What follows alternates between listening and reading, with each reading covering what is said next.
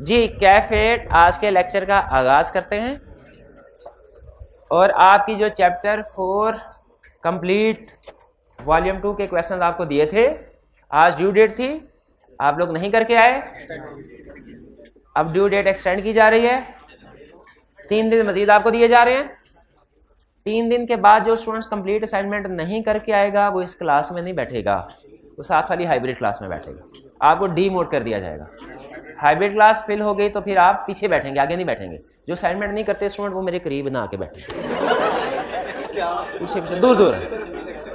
हाँ, जिन स्टूडेंट्स ने daily basis के ऊपर चैप्टर 4 जैसे जैसे क्वेश्चन असाइनमेंट की है तो वो दोबारा क्वेश्चन रीड करने की जरूरत नहीं है दोबारा लेकिन वो एविडेंस आपके पास होना चाहिए। वो रजिस्टर जिसके ऊपर आपने डेली बेसिस के ऊपर क्वेश्चन किए थे या उस रजिस्टर के पेजेस निकाल के इकट्ठे करके आपने हमें चेक करवाना है। उसी तरह ये चैप्टर 6 की भी असाइनमेंट आपको डेली बेसिस पे दी जाएगी। आपने डेली बेसिस के ऊपर को साथ साथ कर लें तो अच्छी बात है।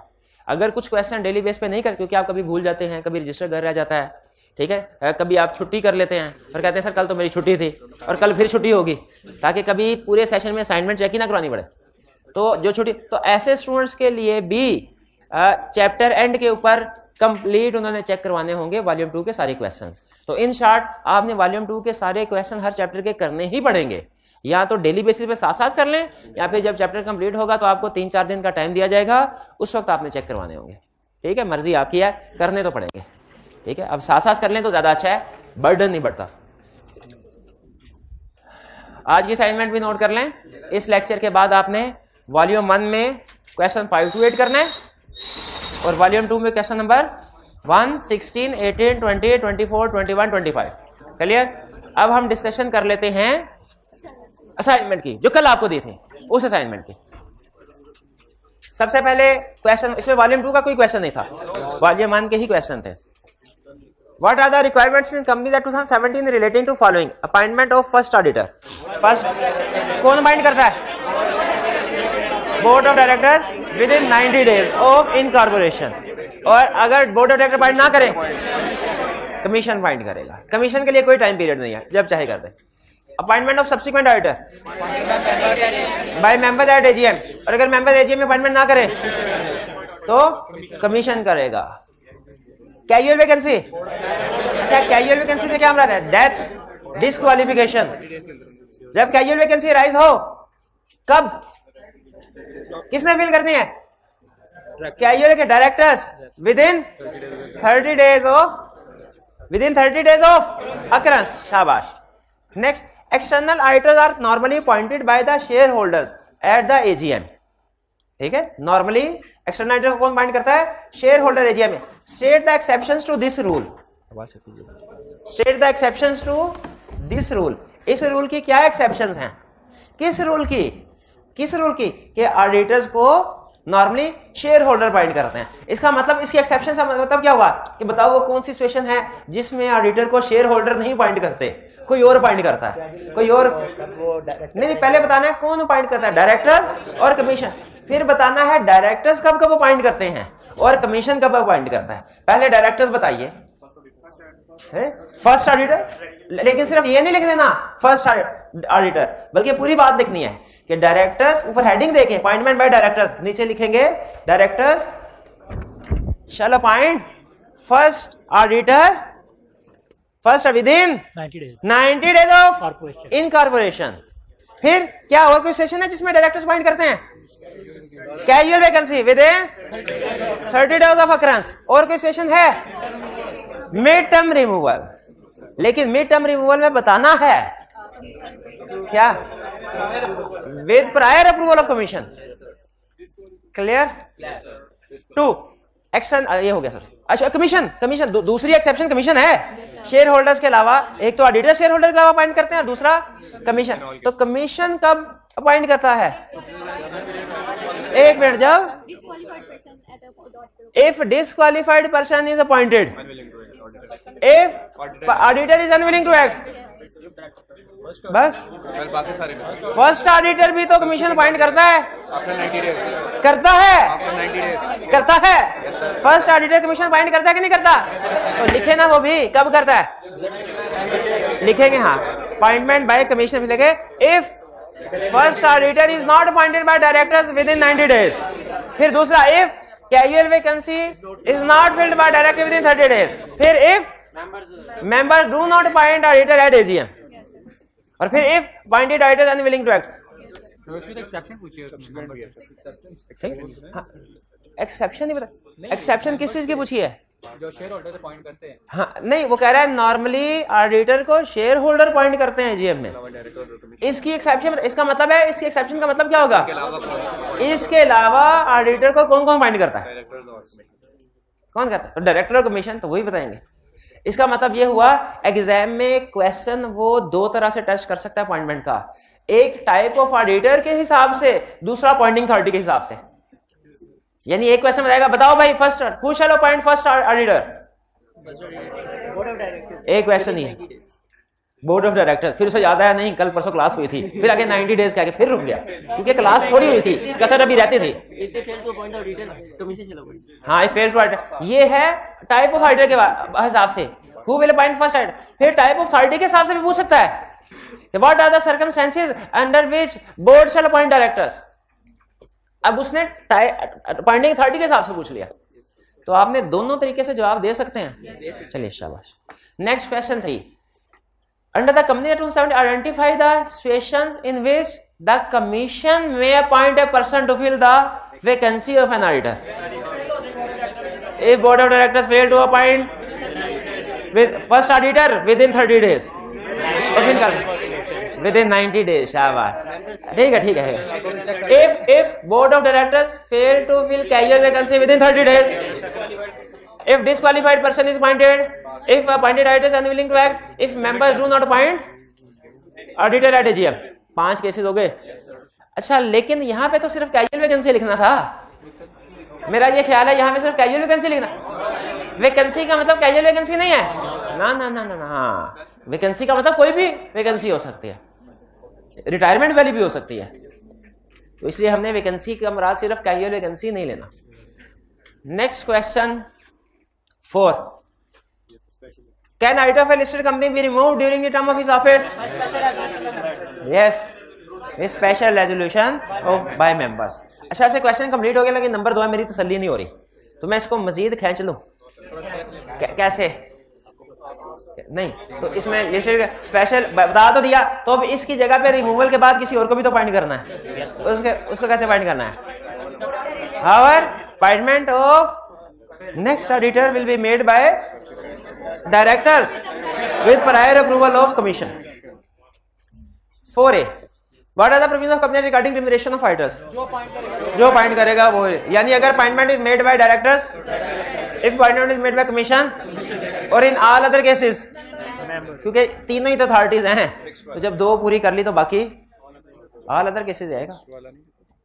मैक्सिमम कौन कौन लोग ऑडिटर को अपॉइंट कर सकते हैं? Member, directors, commission. What are the provisions of company 270 regarding auditor signature on auditor report? Companies act की प्रोविजन बतानी है, आईएसएस की नहीं। आईएसए कुछ और, दोनों में थोड़ा फर्क है। आईएसए कहते हैं कि सिग्नेचर ऑडिटर रिपोर्ट के ऊपर auditor can sign audit report in personal name और इन फर्म नेम और बोथ। और लिस्टेड कंपनी के केस में नेम ऑफ एंगेजमेंट पार्टनर लिखना है अनलेस थ्रेट ऑफ सिक्योरिटी हो। लेकिन कंपनीज एक्ट क्या कहता है? Companies act threat of security को नहीं मानता। कंपनीज एक्ट ये कहता है पाकिस्तान में ऐसे हालात नहीं है कि आप नाम लिखेंगे, अफगानिस्तान में शायद ऐसे हालात हों, ठीक है, पाकिस्तान में ऐसे हालात नहीं कि अगर ऑडिटर का नाम लिखे तो वो उसको सिक्योरिटी। इसलिए हर केस में engagement, name of engagement partner लाजमी आएगा। साइन कौन करेगा ऑडिट रिपोर्ट को? Engagement partner in firm's name. Report shall be signed by engagement partner in firm name, by firm name, by engagement partner in firm's name, बल्कि कोई भी partner sign कर सकता है। Report shall be signed by partner in firm's name, in firm's name, और उसके बाद name of engagement partner include किया जाएगा। इसमें कोई एक्सेप्शन नहीं है, लिस्टेड है कि अनलिस्टेड है, सिक्योरिटी थ्रेट है कि नहीं है। कहते पाकिस्तान में हालात ठीक है, इधर आपने नाम लिखना। 4A clear? कोई प्रॉब्लम? कमीशन ने अपॉइंट किया ऑडिटर को, मेंबर्स रिमूव नहीं कर सकते। आगे चलते हैं। नेक्स्ट, आज हम अपने नेक्स्ट दो कंसेप्ट लर्निंग ऑब्जेक्टिव 2 और 3 की तरफ चलते हैं। असाइनमेंट लाजमी नोट कर लीजिएगा। 2 और 3 की तरफ चलते हैं। क्या सीखेंगे हम इसमें? Legal procedure for appointment and removal of statutory writer, यानी स्टैट्यूटरी राइटर को कैसे अपॉइंट किया जाएगा। अच्छा, समटाइम देखें, कभी कहते हैं procedure for appointment of auditor बताओ, कभी कहते हैं procedure for removal of auditor बताओ। दोनों का मतलब एक ही प्रोसीजर है, क्योंकि सेम प्रोसीजर से पुराना ऑडिटर जाता है और नया ऑडिटर आता है, सेम प्रोसीजर से। में चाहे रिमूवल ऑफ स्टैट्यूटरी ऑडिटर का प्रोसीजर पूछे, चाहे अपॉइंटमेंट ऑफ स्टैट्यूटरी ऑडिटर का प्रोसीजर पूछे, दोनों सूरतों में प्रोसीजर सेम होगा। यानी आज हम क्या सीखने जा रहे हैं कि किसी भी ऑडिटर को अपॉइंट कैसे किया जाएगा, स्टैट्यूटरी ऑडिटर, और फिर इसके राइट्स एंड ड्यूटीज क्या होंगे स्टैट्यूटरी ऑडिटर के। राइट्स एंड ड्यूटीज क्या होंगे स्टैट्यूटरी ऑडिटर के। पहले प्रोसीजर स्टडी कर लेते हैं। प्रोसीजर इजी है, स्टेप बाय स्टेप चीजें हैं, आपने इनको उसी तरीके से समझते जाना है। याद रखिए, ऑडिटर का टेन्योर होता है from date of appointment till the conclusion of next AGM. अच्छा, ये जो प्रोसीजर हम पढ़ने जा रहे हैं ना, ये है वो प्रोसीजर जो मोर देन 90% केसेस में अप्लाई होता है, यानी appointment of subsequent auditor eight AGM. क्योंकि नॉर्मली जो ऑडिटर की अपॉइंटमेंट होती है वो शेयर होल्डर करते हैं, एजीएम में करते हैं। ये डायरेक्टर्स की अपॉइंटमेंट का प्रोसीजर नहीं है कि डायरेक्टर कैसे अपॉइंट करेंगे। ये कमीशन की अपॉइंटमेंट का प्रोसीजर नहीं है, वो कैसे करेंगे। ये प्रोसीजर कौन सा है कि मेंबर्स कैसे एजीएम में ऑडिटर्स की अपॉइंटमेंट करेंगे। ठीक है, तो नॉर्मल केस अज्यूम करते हैं कि एक ऑडिटर पिछली एजीएम में अपॉइंट हुआ, अब इस एजीएम में वो रिटायर होने जा रहा है, वो रिटायर होने जा रहा है। तो सबसे पहले तो डायरेक्टर्स की तरफ से रिकमेंडेशन आती है। हालांकि सब्सिक्वेंट ऑडिटर इसकी अपॉइंटमेंट किसने करनी है? मेंबर्स ने। अपॉइंटमेंट मेंबर ही करेंगे, रिकमेंडेशन या नॉमिनेशन डायरेक्टर्स की तरफ से आएगी। डायरेक्टर चाहें तो सेम फर्म को भी रिकमेंड कर सकते हैं जो रिटायर हो रही है, और डायरेक्टर चाहें तो इसके अलावा किसी और फर्म को भी नॉमिनेट कर सकते हैं, यानी अगर एग्जिस्टिंग। लेकिन ये याद रखें, ये सिर्फ एक नॉमिनेशन या रिकमेंडेशन है, ये अपॉइंटमेंट नहीं है। कहानी शुरू कहां से होगी? जब बोर्ड ऑफ डायरेक्टर्स एक ऑडिटर को रिकमेंड करेंगे, सर हम एग्जिस्टिंग ऑडिटर को ही, वो विलिंग है रीअपॉइंटमेंट के लिए, एलिजिबल है और विलिंग है रीअपॉइंटमेंट के लिए, उनको रिकमेंड करते हैं। या डायरेक्टर्स ये कहेंगे, सर हम ABC and company chartered accountants की जगह पे DEF and company chartered accountants को रिकमेंड करते हैं, अगले साल के लिए इनको अपॉइंट किया जाए। लेकिन ये सिर्फ फिर बार बार कह रहे हो रिकमेंडेशन है, एक ऑप्शन है उनकी तरफ से, अपॉइंटमेंट नहीं। अपॉइंटमेंट मेंबर्स ही करेंगे, एजीएम में करेंगे। ये रिकमेंडेशन डायरेक्टर्स एजीएम के नोटिस के साथ सेंड करेंगे, और ये किसी का नाम रिकमेंड करने से पहले उससे पूछ लेंगे, भैया बताइए क्या आप हमारी कंपनी का ऑडिट स्टैट्यूटरी ऑडिट करने के लिए विलिंग है? अभी एबीसी कंपनी से करवा रहे हैं, लेकिन वो टाइम बहुत ज्यादा लेते हैं, रिपोर्ट लेट देते हैं, तो बताइए अब डीईएफ आप विलिंग है? अगर विलिंग है, इनकी कंसेंट ऑब्टेन करने के बाद डायरेक्टर्स एजीएम के नोटिस में ये रिकमेंडेशन इंक्लूड करते हैं, और फिर इस नोटिस को भिजवा देते हैं। किसको? मेंबर्स को भी, रिटायरिंग ऑडिटर को भी। रिटायरिंग ऑडिटर को नोटिस ऑफ एजीएम इसलिए भी भिजवाया जाता है क्योंकि उसका राइट होता है कि वो जनरल मीटिंग को अटेंड करे। हम राइट्स में स्टडी करेंगे। प्रोबेबली एक जो बड़ा राइट होता है ऑडिटर का, वो क्या है? हर जनरल मीटिंग को अटेंड करना, चाहे एजीएम है, चाहे ईजीएम है, चाहे स्टैट्यूटरी मीटिंग है। तो इसीलिए एजीएम का नोटिस जब बनाया डायरेक्टर्स ने, वो मेंबर्स को भी भेजेंगे, वो रिटायरिंग ऑडिटर को भी भेजेंगे। उस नोटिस में लिख दिया जाएगा। आपको पता है नोटिस ऑफ एजीएम के अंदर एजेंडा होता है कि मीटिंग में क्या क्या डिस्कस होगा, और ऑर्डिनरी बिजनेस लिखा होता है, सीला में पढ़ा होगा आपने। उस ऑर्डिनरी बिजनेस में एक बिजनेस ये भी होता है, क्या? Appointment of auditor and remuneration. तो उस वाले एजेंडा के अंदर डायरेक्टर्स ने लिखा होता है ये कि we recommend XYZ company and chartered accountants for appointment as statutory auditor for next term. तो सबसे पहले अपॉइंटमेंट किसकी तरफ से आई? सॉरी, रिकमेंडेशन किसकी तरफ से आई? लेकिन ये रिकमेंडेशन से पहले उन्होंने प्रपोज्ड ऑडिटर से पूछा, और जब प्रपोज्ड ऑडिटर ने अपनी कंसेंट दे दी, तो फिर उन्होंने नोटिस में उसका नाम लिख के उस नोटिस को किसको भिजवा दिया? Retiring auditor. ये नोटिस असल में एजीएम के नोटिस में इंक्लूड किया जाता है इसको। इसका मतलब ये है, वो आप दूसरे एंगल से सोचें ऑडिटर के पॉइंट ऑफ व्यू से, कि ये वो पॉइंट है जहां पे auditor acceptance and continuous procedure perform करता है। अपॉइंटमेंट होगी एजीएम में, उस अपॉइंटमेंट से पहले, कंसेंट देने से पहले एक्सेप्टेंस एंड कंडीशंस में परफॉर्म करता है। अगर उसे लगे वो 2-3 दिन में डिसाइड कर लेता है, अगर उसे लगे ओके है तो फिर वो कंसेंट देता है और फिर आगे उसका नोटिस जाता है। नोटिस चला गया। अच्छा, एक ऑप्शन तो है डायरेक्टर्स के पास कि वो रिकमेंड कर सकते हैं किसी ऑडिटर को। क्या डायरेक्टर्स के अलावा मेंबर्स भी किसी ऑडिटर को रिकमेंड कर सकते हैं, नॉमिनेट कर सकते हैं? यस, कर सकते हैं। यहां पे मेंबर से मुराद कलेक्टिवली सारे मेंबर्स नहीं है, यहां पे मेंबर से मुराद है कोई एक आधा मेंबर, कोई एक दो मेंबर अगर चाहें कि इस एजीएम में नॉमिनेट। देखें, एक बात मुझे बताइए, क्या इलेक्शन में कोई ऐसा बंदा जीत सकता है जो इलेक्शन में खड़ा ही ना हो? नहीं। तो बेसिकली ये इलेक्शन के लिए नॉमिनेशन जा रही है।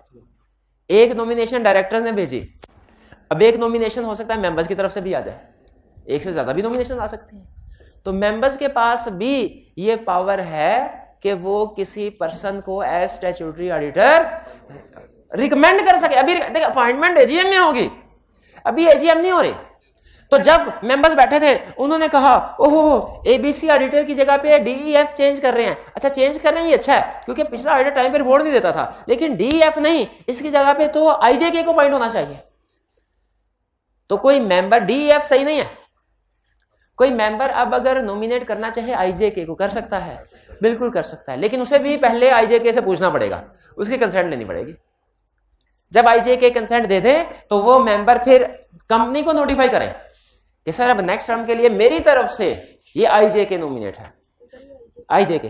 अच्छा, अब सुने, इसके लिए मेंबर्स को रिकमेंडेशन देने के लिए जरूरी है कि उस मेंबर के पास 10% शेयर होल्डिंग हो, इंडिविजुअली या एग्रीगेट। जो मेंबर नॉमिनेशन देना चाहता है उसके पास कितनी हो? 10%। अच्छा, पहले ये शेयर होल्डिंग रिक्वायर्ड नहीं थी, सिर्फ इतना लिखा हुआ था एनी मेंबर्स रिकमेंड कर। तो जिसके पास एक शेयर होता था ना, वो भी कोई ना कोई वाकफकार तो होता ही है, कहता था इसको नॉमिनेट करे। तो सारा प्रोसेस आगे चलता है। जब नॉमिनेशन आती है ना, उसके बाद कंपनी ने नोटिस भेजने होते हैं। वो छोटे छोटे शेयर होल्डर भी डायरेक्टर की ऑडिटर की नॉमिनेशन कर देते थे और कंपनी को वो सारा प्रोसेस फॉलो करना पड़ता था। इसीलिए लॉ ने अब रिसेंटली ऐड कर दी रिक्वायरमेंट कि कौन सा शेयर होल्डर नॉमिनेशन कर सकता है डायरेक्टर की, जिसके पास इंडिविजुअली या एग्रीगेट, एग्रीगेट का मतलब दूसरे शेयर होल्डर्स को मिला के 10% शेयर होल्डिंग है। शर्त यह है कि ये प्रपोज्ड ऑडिटर से कंसेंट ले ले रजामंदी और एजीएम से 7 दिन पहले कंपनी को नोटिफाई कर दे कि सर हमारी तरफ से ये आईजेके ऑडिटर है, नॉमिनेट का हम कर रहे हैं। और कंपनी ने ये नोटिस रिटायरिंग ऑडिटर को भी सेंड करना है और अपनी वेबसाइट पे भी पोस्ट करना है। अच्छा, जरा एक सोचिए, मुझे एक सवाल का जवाब दीजिए, डायरेक्टर्स ने यहां पे 2 नंबरी नहीं कर दी? जो उनकी अपनी नॉमिनेशन थी वो तो उन्होंने एजीएम के नोटिस के साथ मीटिंग से 21 दिन पहले सारे मेंबर्स को सेंड की, सारे मेंबर्स को सेंड की और रिटायरिंग ऑडिटर को भी। लेकिन जो मेंबर्स की तरफ से नॉमिनेशन है ना, वो सिर्फ रिटायरिंग ऑडिटर को सेंड कर रहे हैं, बाकी सारे मेंबर्स को नहीं। तो बाकी मेंबर्स को कैसे पता चलेगा? वेबसाइट पे, क्योंकि 7 दिन पहले या 7 दिन में सब सारे नोटिस दोबारा बनाना, भेजना और फिर पता नहीं पहुंचते हैं उनको नहीं पहुंचते, ये कंफर्म नहीं है। तो रिकमेंडेशन बाय मेंबर्स भी आ गई। अच्छा, अब सुने, क्या retiring auditor eligible for reappointment है? फर्ज कीजिए अगर उसकी रिकमेंडेशन ना डायरेक्टर ने की ना किसी और मेंबर ने की, क्या वो एलिजिबल फॉर रीअपॉइंटमेंट है? ये उसका राइट है, एलिजिबल फॉर रीअपॉइंटमेंट है। लेकिन वो इस सूरत में अपना मौकफ बयान करता है। अगर वो विलिंग फॉर रीअपॉइंटमेंट हो तो वो मीटिंग में, जब मीटिंग में आता है ना, तो रिप्रेजेंटेशन देता है। पहले तो समझिए कि रिटायरिंग ऑडिटर अपने ऑफिस में बैठा था, लेटर आया, लेटर खोला, उसे पहला हार्ट अटैक हुआ। क्यों? डायरेक्टर्स ने उसकी बजाय किसी और की रिकमेंडेशन कर दी थी। जिना हॉस्पिटल में एडमिट हो गया, 2 हफ्ते तक उसका इलाज होता रहा। 2 हफ्ते बाद फिर एक और लेटर उसको हॉस्पिटल के एड्रेस पे आया, उसने उसको बोला दूसरा हार्ट अटैक। दूसरा हार्ट अटैक क्यों? मेंबर्स की तरफ से नॉमिनेशन आए।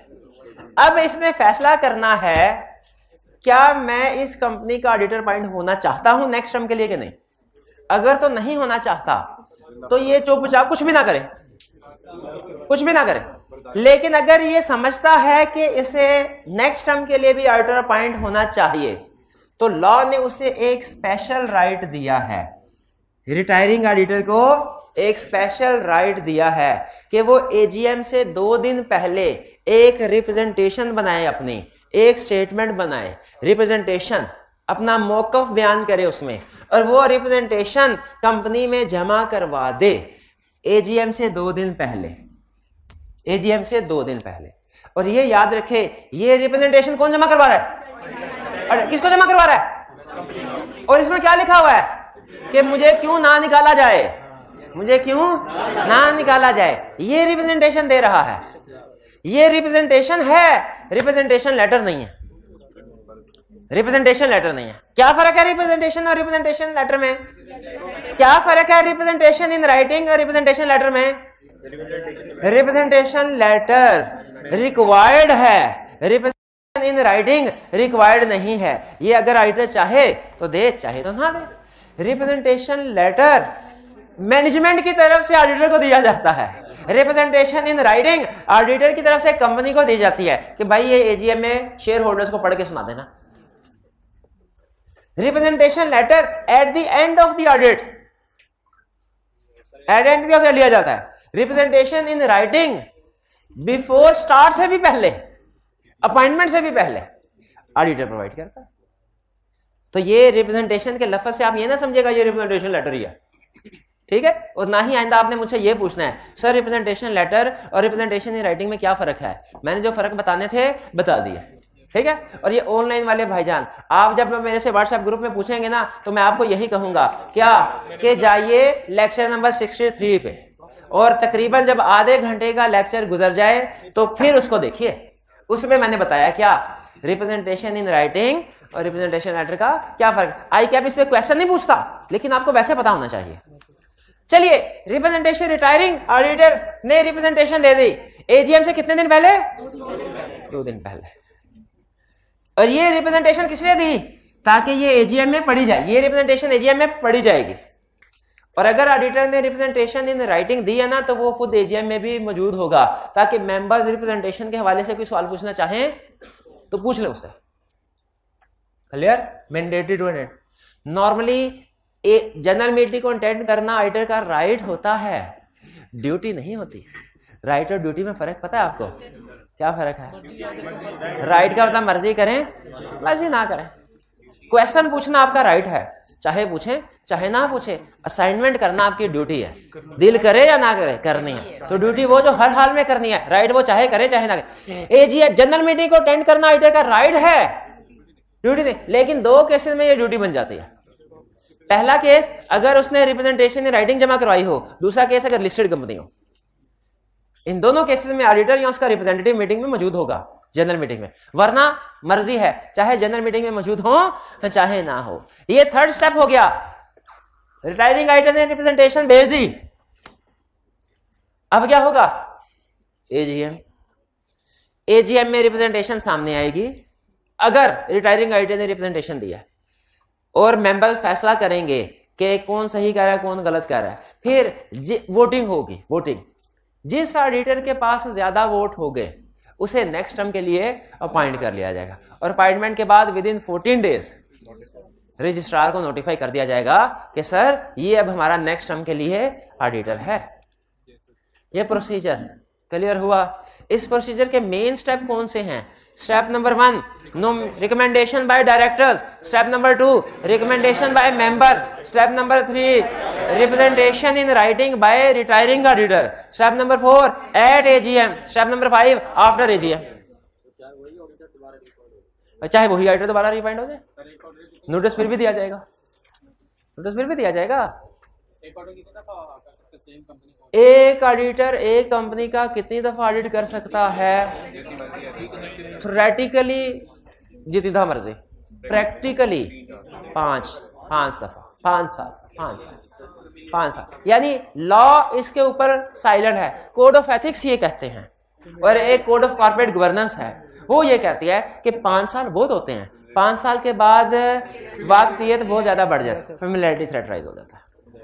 तो 5 साल, 1 वर्ड आंसर है 5 साल। एक ऑडिटर कितनी दफा ऑडिट कर सकता है 5 दफा, ठीक है।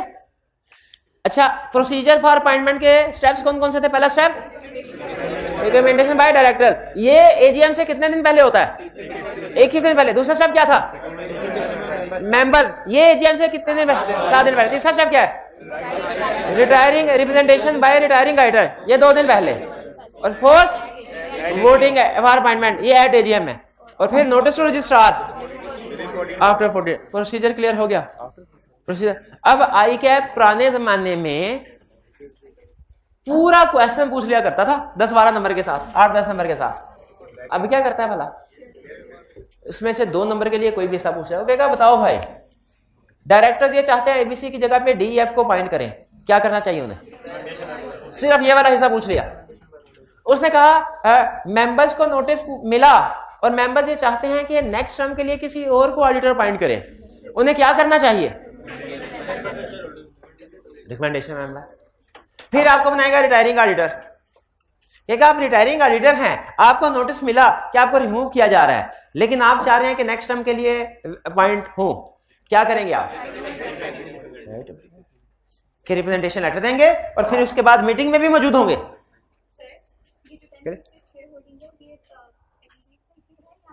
ये मैंने अभी बताया था, ये 10% शेयर होल्डिंग इंडिविजुअल की है कि एग्रीगेट करके? दोनों। एग्रीगेट करके मतलब क्या? अगर किसी मिस्टर ए मेंबर है, उसके पास 7% शेयर होल्डिंग है, बी के पास 6% शेयर होल्डिंग है, ए रिकमेंड कर सकता है कि बी? ना ए ना बी, लेकिन बोथ इकट्ठे होके कर सकते हैं। ये इकट्ठे होके 10% वाली कंडीशन पूरी हो रही है, अलग-अलग नहीं हो रही। अब सुन लें एग्जामिनेटिव। आपसे जब प्रोसीजर जब कभी चेंज ऑफ ऑडिटर का कंसेप्ट पूछे, ये चेंज ऑफ ऑडिटर का कंसेप्ट असल में 2 जगह पे लॉ में भी डिस्कस हुआ है और कोड ऑफ एथिक्स में भी। और मैंने आपको बताया है कि जब कोई ये कंसेप्ट लॉ में भी डिस्कस हुआ हो, कोड ऑफ एथिक्स में भी डिस्कस हुआ हो, एग्जाम में आ जाए रिक्वायरमेंट में आपने देखना है किसका।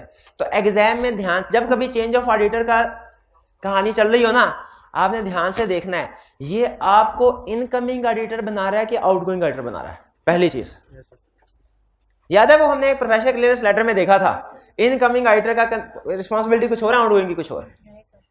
तो जब कभी चेंज ऑफ ऑडिटर हो, आपने 3 चीजें ध्यान में रखनी है। पहली चीज देखो, आपको इनकमिंग बता, ये ना हो आपको इनकमिंग ऑडिटर बना रहा हो, आप आउटगोइंग के लिहाज से प्रोसीजर लिख दें, प्रोसीजर सारे ठीक हो लेकिन मार्क्स 0 मिले, हो सकता है ऐसा। पहली चीज क्या देखनी है, जब कभी चेंज ऑफ ऑडिटर का कंसेप्ट आएगा, आपको इनकमिंग ऑडिटर बना रहा है क्या आउटगोइंग। दूसरा देखना है ये रिटायरमेंट का केस है कि मिड टर्म रिमूवल का। रिटायरमेंट का केस है तो कुछ और कहानी, मिड टर्म रिमूवल का कुछ। तीसरी चीज देखनी है कि रिक्वायरमेंट में लीगल रिक्वायरमेंट्स के मुताबिक आंसर करने को कह रहा है कि एथिकल के मुताबिक। भाई ये बातें समझ आई? ये प्रोसीजर था सिंपल। अब खुद बताइए इस प्रोसीजर में है कोई बात मुश्किल? कोई मुश्किल बात नहीं है। सबसे मुश्किल बात क्या थी इसमें? कुछ भी नहीं। डेज थोड़ा मिक्स कर देते थे आप, 21 दिन और फिर 7 दिन 2 दिन छोड़ा। तो अब जब एग्जाम आएगा ना, पूछेगा कि बताओ मेंबर्स ने नोटिस सेंड करना है कितने दिन पहले, तो आप 14 डेज की बजाय लिख देंगे 2 डेज बिफोर एजीएम, है ना? कि 14 डेज ही लिखेंगे?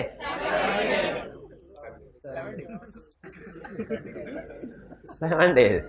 ठीक है, चलिए ये प्रोसीजर क्लियर हो गया। अच्छा अब चलते हैं, ये तो है चेंज ऑफ ऑडिटर, जब लॉ जो है लीगल रिक्वायरमेंट्स के मुताबिक।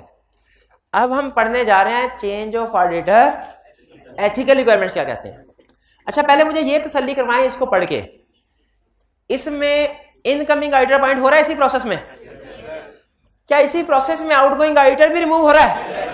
तो देखिए, इसलिए मैंने कहा था कि अपॉइंटमेंट एंड रिमूवल दोनों के ऊपर सिमिलर कंसेप्ट आएगा। ये ना एग्जाम में रिमूवल के साथ पूछ ले और आप कहें ये तो पढ़ा ही नहीं, सेम प्रोसीजर अप्लाई होगा।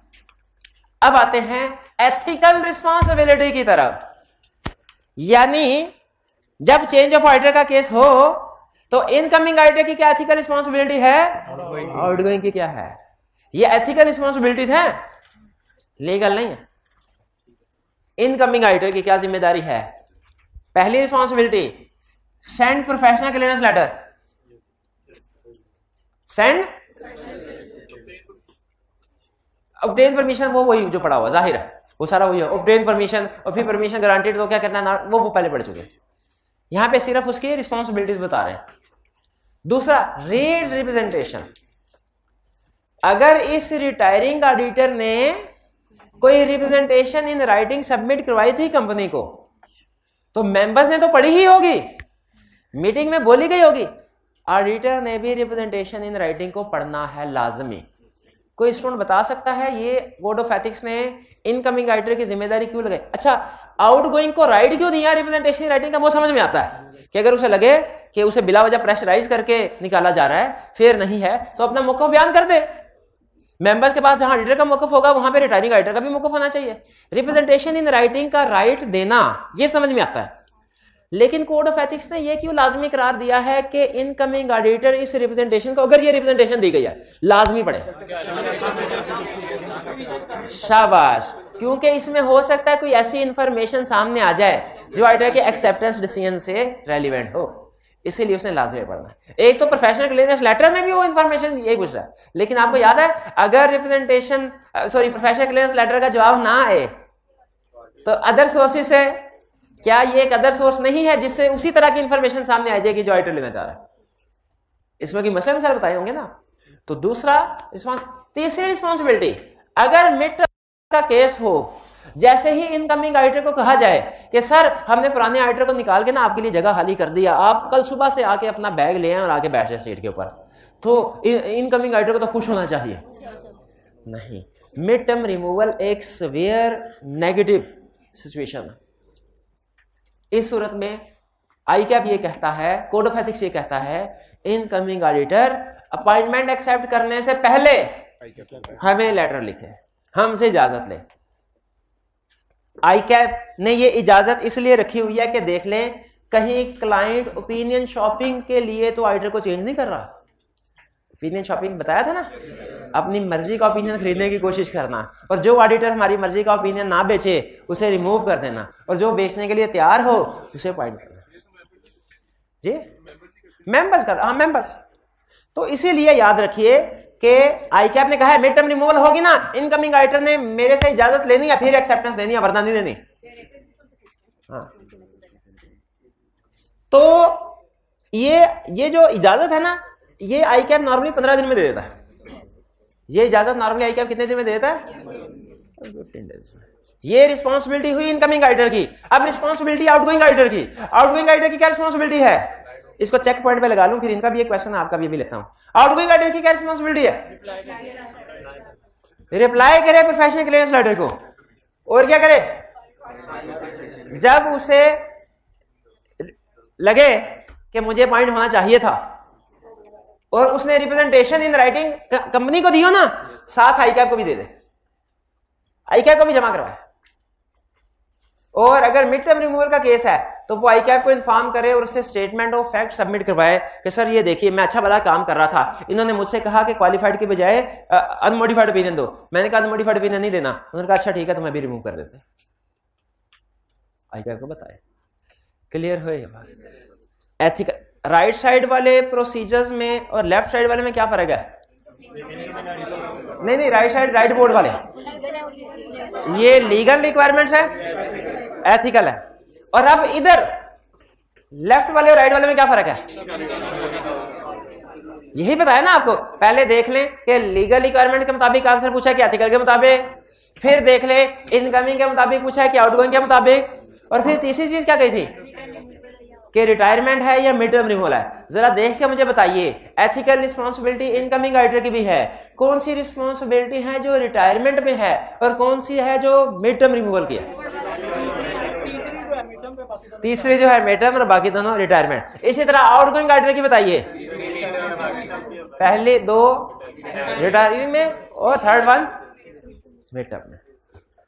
ये क्लियर हो गया जी? अगर कोई क्वेश्चन है तो वन बाय वन पूछ ले, one by one. Mid term removal में कमीशन से भी हमने पूछना होता है? नो, हमने नहीं पूछना होता, ऑडिटर ने नहीं पूछना होता, बोर्ड ऑफ डायरेक्टर्स ने पूछना होता है। डायरेक्टर, इसका मतलब है दोनों तरफ से आईकैप और एससीसीपी, प्रोफेशनल बॉडी और रेगुलेटरी बॉडी, दोनों की तरफ से ये इंश्योर किया जा रहा है कि अगर मिड टर्म रिमूवल होना तो हम दोनों की इन्वॉल्वमेंट हो, ये इंश्योर करने के लिए कि कहीं इस पावर को मिस यूज तो नहीं किया जा रहा कि ऑडिटर बात नहीं मान रहा था तो उसे उठा के बाहर फेंका, जो ऑडिटर बात मान रहा है उसको ले। ठीक है, इन्वॉल्वमेंट मिड टर्म रिमूवल के केस में आईकैप की भी है, एससीसीपी की। अब देखिए आईकैप तो चार्टर्ड अकाउंटेंट्स को ही डील कर सकता है ना, मैनेजमेंट को तो नहीं डील कर सकता। और इस तरह एससीसीपी मैनेजमेंट कंपनी का बेसिकली कंपनी का रेगुलेटर है, तो वो मैनेजमेंट को, वो डायरेक्टर्स को रेगुलेट करता है ज्यादा। क्लियर जी? और आपका कोई क्वेश्चन था? ओके जी, आपका कोई क्वेश्चन हो गया? चलिए, ये सारी सिचुएशन ओके। प्रोसीजर भी क्लियर? प्रोसीजर में मैंने आपको बता दिया, पार्ट ऑफ द प्रोसीजर पूछ सकता है आपसे, सिर्फ डायरेक्टर की बात पूछ ली या सिर्फ मेंबर की बात पूछ ली। इसी तरह एथिकल रिस्पांसिबिलिटी में भी पार्ट ऑफ प्रोसीजर पूछ सकता है, सिर्फ इनकमिंग का पूछ लिया या सिर्फ आउटगोइंग का पूछ लिया, या सिर्फ मिड टर्म रिमूवल का पूछ लिया या सिर्फ रिटायरमेंट का पूछ लिया। वो डिपेंड करता है, उसकी मर्जी है। क्वेश्चन ऐसे हैं, जब क्वेश्चन की प्रैक्टिस करेंगे ना, उसमें आपको ऐसे क्वेश्चन नजर आएंगे, कभी लीगल है, कभी एथिकल है, कभी इनकमिंग है, कभी आउटगोइंग है, कभी रिटायरमेंट का केस है, कभी मिड टर्म का। तो क्वेश्चन असाइनमेंट करते हुए आपको ये मजीद बात जो समझा रहा हूं क्लियर होगी।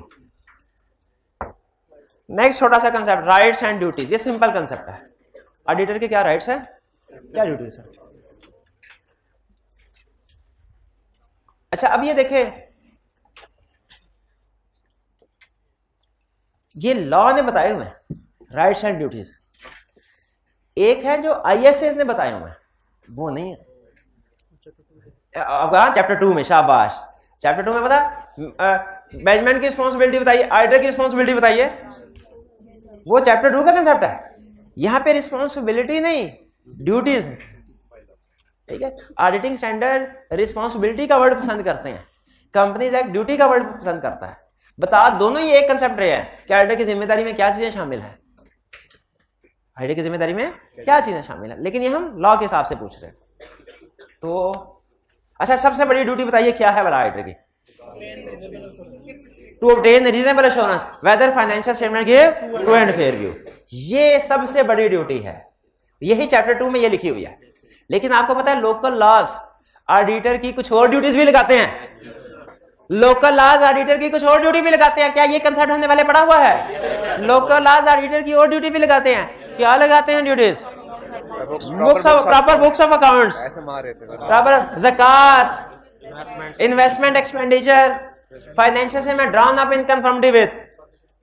याद है, ये 4 रेगुलेटरी रिक्वायरमेंट्स भी बोर्ड में थी, लेकिन ये जिम्मेदारी, इन 4 की जिम्मेदारी किसने लगाई? एससीसीपी ने। ठीक है, इसका मतलब है कंपनी लॉ के मुताबिक जो ड्यूटीज हैं वो ऑडिटर की ज्यादा हैं, 5 है, और आईएसएस के मुताबिक बड़ी ड्यूटी एक है, फाइनेंशियल स्टेटमेंट्स के ऊपर ओपिनियन देना। भाई ये फर्क समझ आया?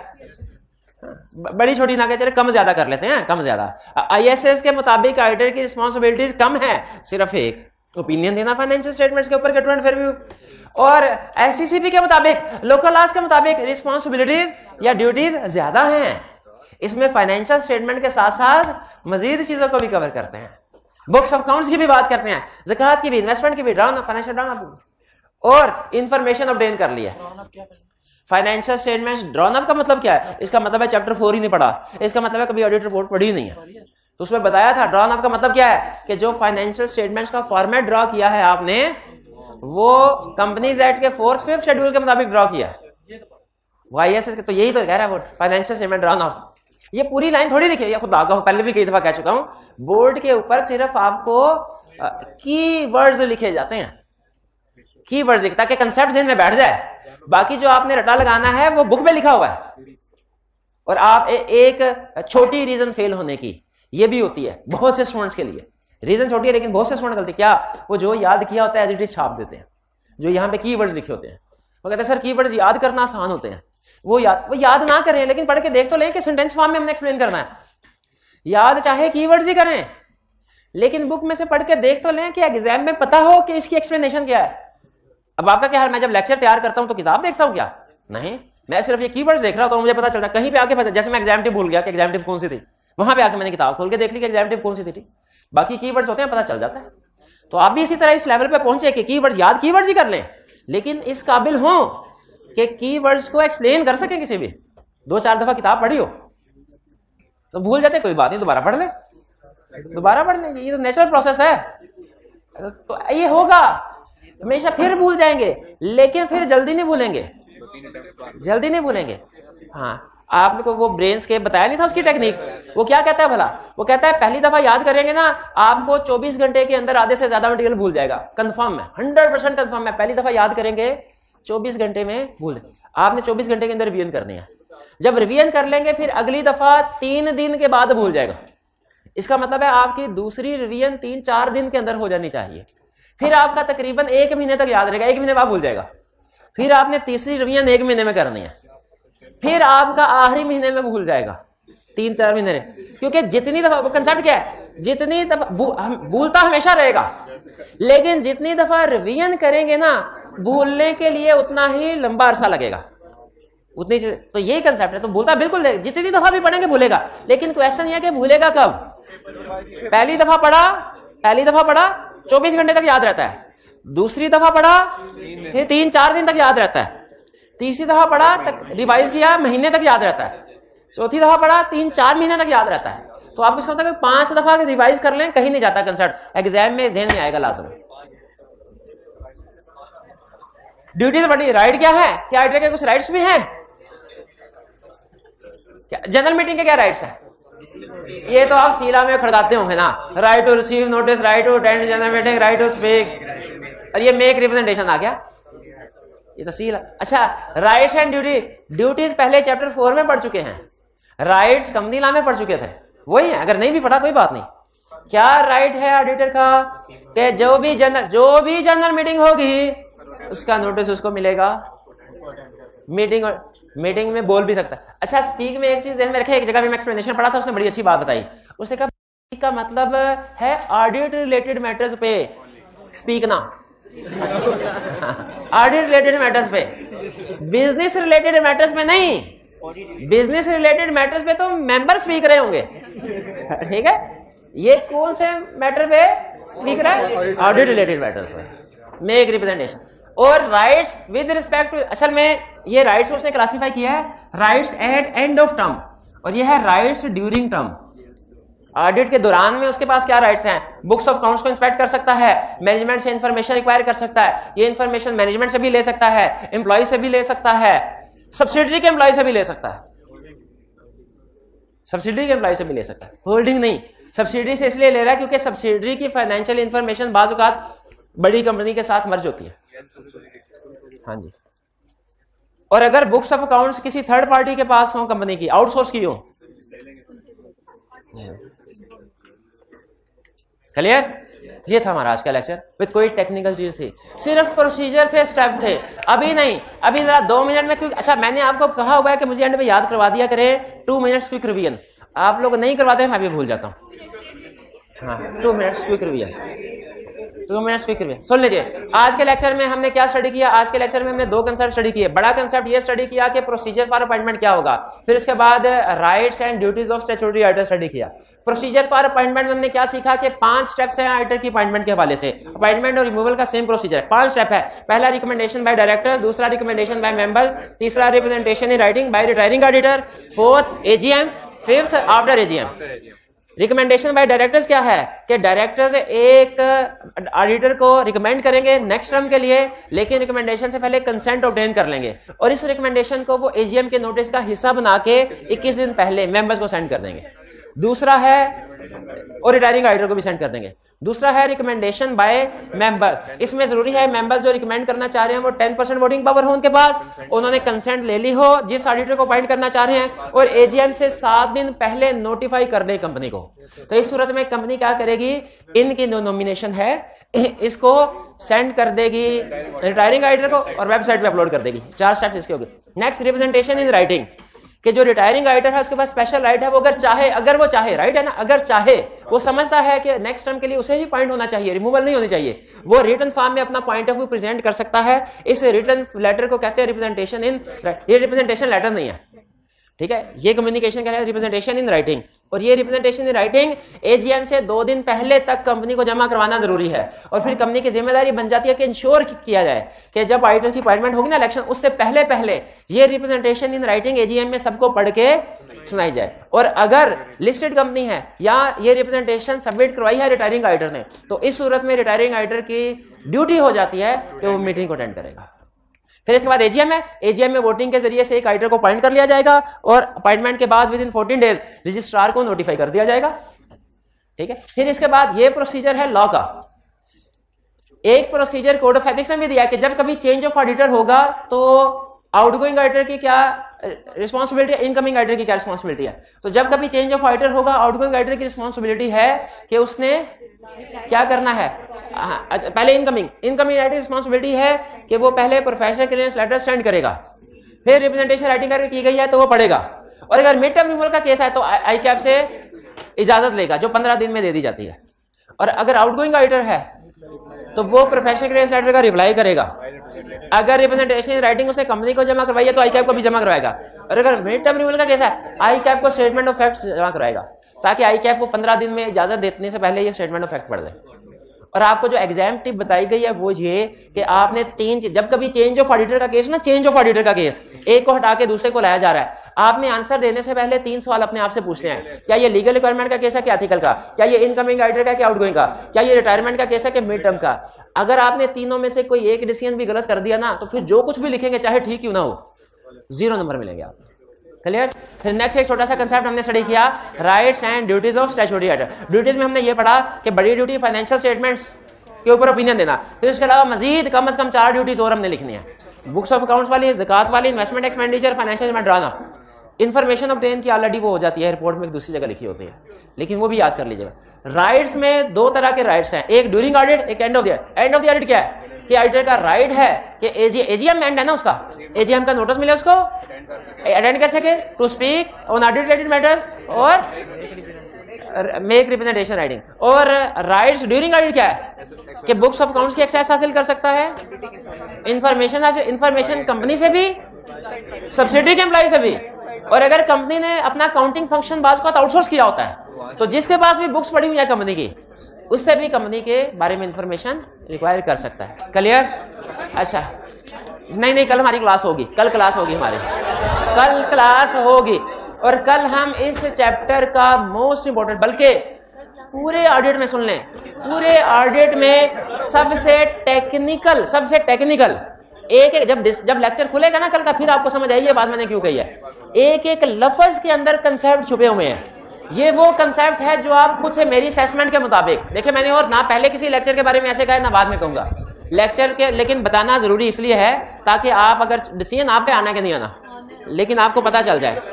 ये वो लेक्चर है जो आप खुद से पढ़ेंगे ना, इसकी ऊंच नीच आपको नहीं पता चलेगी। आपको लगेगा सीधी सी बात लिखी हुई है शेयर्स की, लेकिन फिर बात जब उसमें से निकलेगी ना तो आपको समझ आएगी कि अच्छा इसका ये मतलब भी हो सकता था ये भी। तो कल का लेक्चर आपके पूरे ऑडिट में सबसे ज्यादा दाव पेच वाला लेक्चर है। हाँ जी, तो कल जो स्टूडेंट भी आए कम से कम लस्सी पी के ना आए। हाँ, और आने से पहले बेहतर है एक चाय का कप पिए, कॉफी पिए तो बेहतर है अपने खर्चे से। असाइनमेंट जरूर नोट कर लें, असाइनमेंट आके करके। आज का लेक्चर यहाँ पे खत्म करते हैं हम। अल्लाह हाफिज। कल